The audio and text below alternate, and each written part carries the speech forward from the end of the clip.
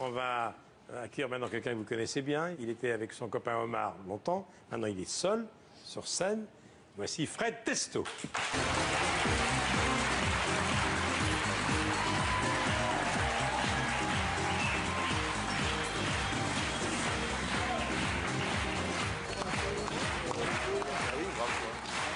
À la Comédie de Paris. Bonjour Fred. La Comédie de Paris, tout à fait. Du mardi au samedi, hein. C'est important Mardi, de préciser. absolument. Il y a des gens qui ne jouent pas le mardi. Pendant des années, c'est l'homme tronc. Oui, c'est vrai que... Maintenant, on te voit en pied. Ben, on m'a connu standardiste pour certains, enfin derrière un bureau, quoi, répondant au téléphone. Et c'est vrai que grâce à ce spectacle, on me voit avec des jambes, quoi. Donc, même pour moi, c'est agréable parce que je peux m'exprimer, je danse, je chante, je crie, je m'énerve. Il y a longtemps que tu voulais être tout seul sur scène.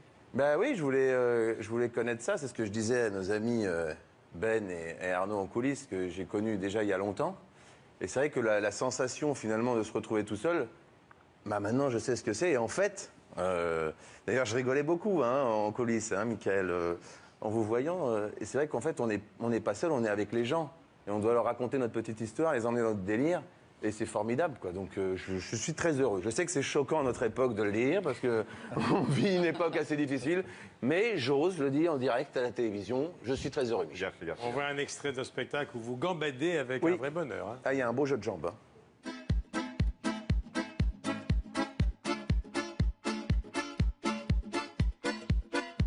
Si, je sais, celui-là, voilà, c'est Caillou, ça s'appelle, Caillou.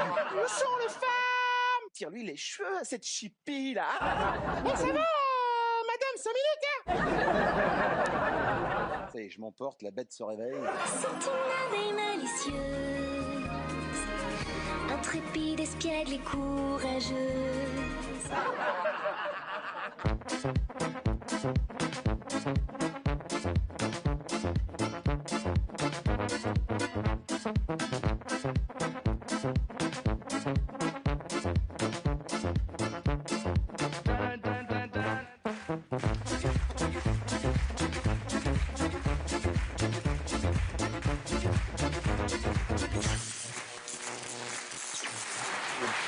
Fred Testo. Bravo. Dites-moi, Fred, vous parlez dans votre spectacle des avantages, des inconvénients de la notoriété. Oui, bah, j'explique, j'ai un passage où je parle de... C'est vrai que quand on est un comédien au chômage, on dit que tout le monde s'en bat les couilles un peu de vous. Alors que quand on est un comédien connu, on a plein de privilèges. Ben, vous le savez bien d'ailleurs, Michel, je parle pas de ça dans le spectacle, mais vous qui faites de la scène maintenant... Par exemple, je sais que votre chien est un chien offert, c'est un chien gratuit.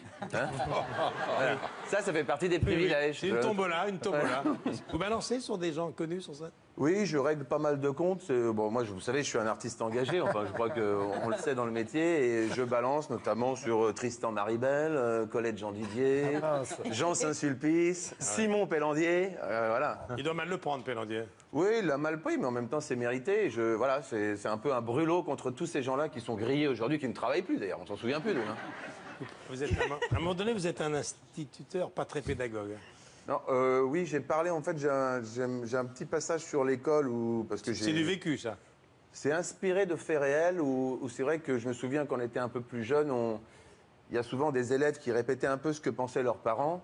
Et je me suis souvenu d'une phrase d'une petite fille qui s'appelait Louise et qui disait souvent, comme disait son père, il y a trop d'immigrés, il ferait mieux de rester dans des arbres à cacahuètes. Voilà.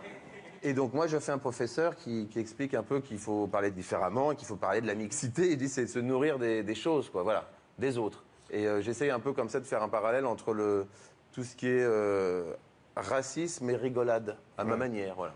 Fred Testo, presque seul à la Comédie de Paris.